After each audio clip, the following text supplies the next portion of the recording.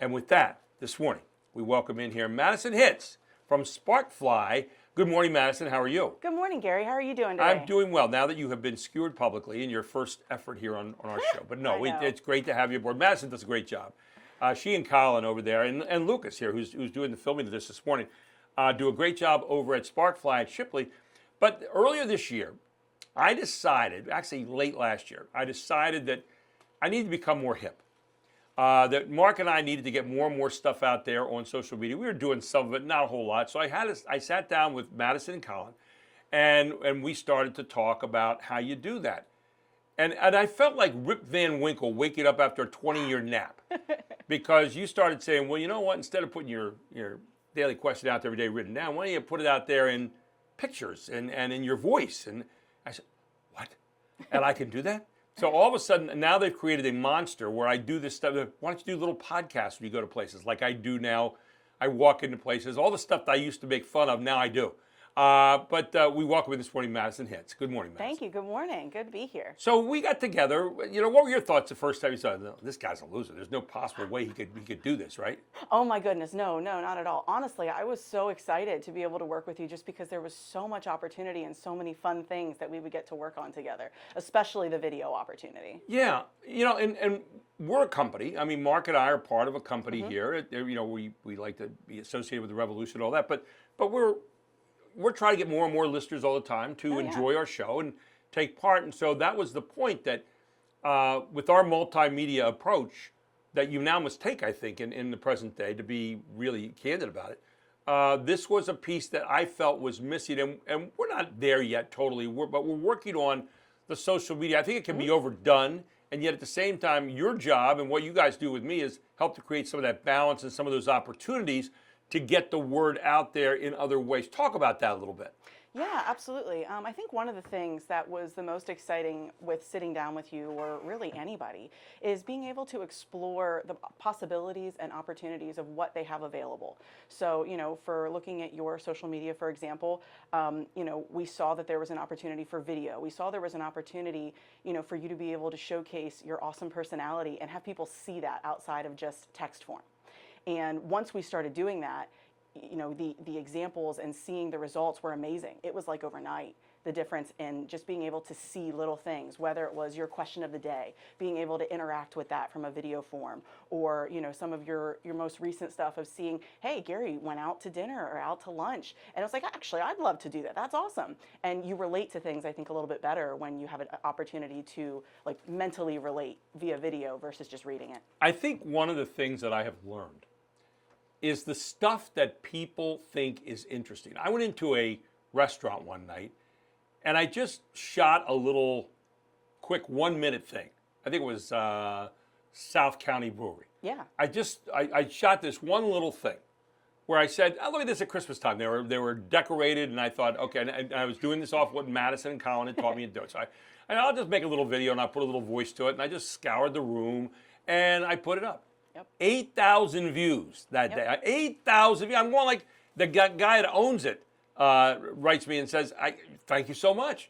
But I hadn't thought about that, that people are really interested in little things or getting to know things. You know, I used to laugh in the old days when you'd say, I'm getting up, I'm brushing my teeth, I'm eating my breakfast, I'm going off to God knows where. And I thought, that's so boring. But now you look at it and you say, oh, I ate this dish tonight that's really unusual, and people jump in on that kind of stuff. So people are looking at the everyday things we do, which has given me a new insight there, Madison, I didn't have before. Yeah, absolutely. I think it's a way that you can be relatable with your brand in every day, where you don't necessarily have to be talking about, you know, your show or your brand or any of those things to just necessarily be in front of people, be in front of the community. You know, like if you see a video of somebody going out to lunch, your immediate reaction is, oh, I'd like to try that. I'd like to see that. Yeah, someone will say, like the other night, I did one of some fireworks that we're going to be putting up here in a couple of days. And I put up a little thing that night. I was across the street here at the Kodo building, and I was up on top of the roof. A friend has a place over there, and we were up there taking pictures. This is beautiful. And I'm looking at 7 different fireworks displays around the whole York, Harrisburg area, and then the one down here at Wellspan Park. It's funny when you put something that people will react. So it is part of, I guess, the conversation that you're having with people. Yes. And I think that's a really important aspect to really talk about. Yeah, absolutely. I think, you kind of hit the nail on the head there with that, where conversation, especially when it comes to social media, is so key because it enables, your viewers or your customers to really get an idea of who you are as a person or who you are as a brand. And I think that is so important because it gives you the opportunity to interact with your customers, and it also gives you an opportunity to show kind of behind the scenes element. One of the things that we love to do at Sparkfly is show like behind the scenes elements, especially when they're fun. Like, for example, we were filming a couple weeks ago and we had the drone out, and we Right. had a raven that started attacking the drone. Oh, The raven was not a okay. fan of the drone being there. Right. But it was kind of almost what you were talking about a little bit earlier of, some funny moments that end up being great stories. It was something that was completely unrelated, but it ended up being a fantastic story, and a fantastic story for that client as well, that while we were filming their video, a raven attacked the drone. You know what else is interesting is that people love to see you, I think, sometimes in moments that they don't see you in normally. Absolutely. Like they hear us every morning on this, and they'll see the little video I put up in the morning and things like that. And sometimes videos that we'll do, but they see you in a video where you're doing something they normally would not have seen you do. Yep, If you're absolutely. playing golf, or if you're taking a walk, or if you're in an embarrassing situation like flushing the commode of the friend's house and getting 6 inches of water in the basement. No, but seriously, in things where you normally are not pictured in that setting. Is that a fair look? Yeah, I think also because it kind of goes back to being relatable, like if you are having dinner at a place that somebody else likes, or if you're golfing and somebody else relates to golfing, it just enables your viewers to relate to you on a separate level, and then also be able to feel a connection as well, outside of, like you said, that regular everyday to day that maybe you wouldn't necessarily know about that person. One of the great things that I've learned in this last year of social media has been this. It helps me to relate to other generations, and it helps me to relate to other ways of thinking. And that takes you out of your comfort zone. As we get older, we could tend to be the guy that lives in the house that takes the kids' baseball and rolls onto our lawn. We tend to roll into a very narrow kind of thing sometimes. Not everybody, but I'm saying we can tend to move in that direction and insulate ourselves from other things. What this does, it helps me to kind of be on guard every day for different things. And I kid at the beginning, I said, we're taking 30-year-old eyes and putting them onto my whatever eyes, kind of look at the world. And I think it really helps me to understand things from more perspectives. And I know I feel a little bit more refreshed. I know Mark feels refreshed every day when I do that. But no, it's just, the idea is it opens up your horizons a bit. It does, and I think it helps you start to think of other ways that you can present yourself. And other ideas of things you can do. You're thinking outside the box. You're not just having to think, okay, what am I posting in content form? It's, hey, what if I create a quick 10-second video of me feeding the ducks, or of me going shopping, or of me going out to dinner, or any of those things. And it just really helps you relate to your customers, and also helps you think of different ways that you can just kind of have fun with what you do every single day. You're referring to last week when I played golf and I was feeding Rick. I absolutely am. I really enjoyed Rick. Rick is a goose. He's a white goose out at our club at Regents Glen. He lives on the 4th hole, and he comes when you call his name. Hey, Rick. And he'll come on over, and then you always have crackers or bread or something like that for him, which apparently is bad for ducks, but I feed him anyway. But he'll come over and eat it right out of your hand, and I called it Breakfast with Rick. And we just had a little fun with that. But it's amazing how many people want to see that and they go, oh, I'll tell you what, you put a pet into a video. You're good. I told Mark, we ought to be sitting here doing a video every day of our show holding a kitten. People would just I remember that, what was that show used to be on Cable 4 all the time about your pets? And it was the highest rated show on Cable 4 because people wanted to see dogs and cats all the time. So you do something like that. So let me ask you this question, Madison. For people who are listening this morning who have businesses, and we know small business is the backbone of America, and especially here in New York, we're a big place for small business. Is there a list of things you can do outside of joining Sparkfly?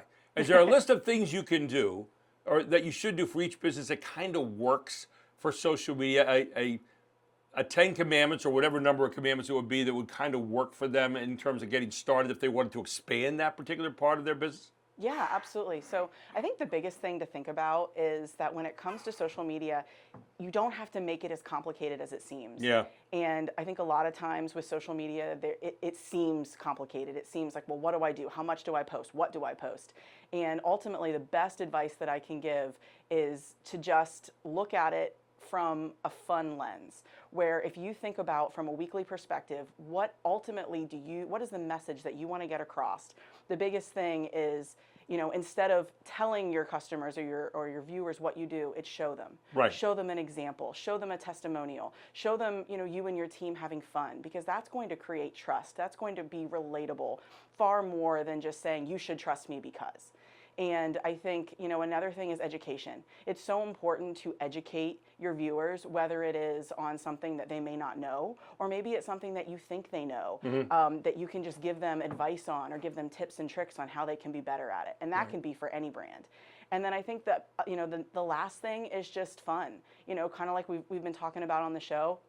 Is figuring out how you can express what you do in a fun, engaging way, whether it's having your team members, get together and start singing an old Paul McCartney song, which I am very familiar with. Yes. My dad was a big Beatles fan. And Thanks for mentioning it. Your dad was a big Beatles fan. He was, but I will tell you. Yeah, we don't feel any older now, but go ahead. No. But I could probably sing every word to the Obla Di Obla Da song. Oh, yeah, okay. every word. I even have the claps now. You want to give it a go?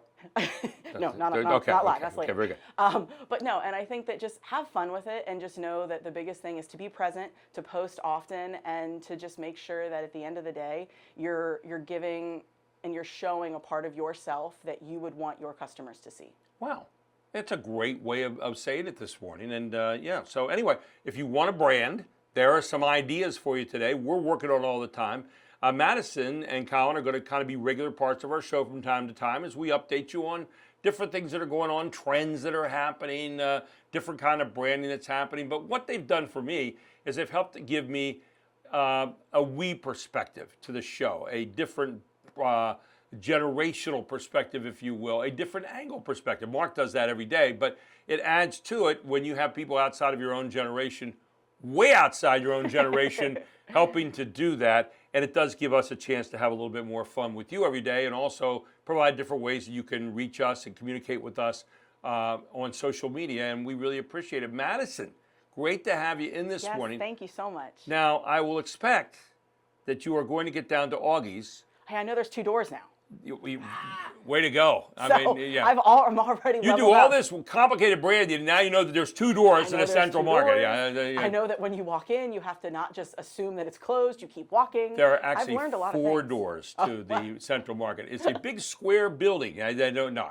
No, see, but no, it's easy to do. It's easy to miss that. I won't mess it up next time. I know you won't. I know you won't. You are a quick study. But no, in all seriousness, thanks so much for joining us this morning. Thank you so much. It's been great, and great having you and Lucas here in the studio with us to talk about branding, because a lot of businesses you're looking to get more customers. You're looking, in our case, looking to get more listeners, but you're looking to get more people walking through your door. How do you do it? You had some ideas there this morning, right here in the Gary Sutton Show. Don't forget, you can check a podcast of our show on WOYK on YouTube later on today after the show. If you want to go back and say, what were all those points? Go back and take a listen to them again, and you can jot them down.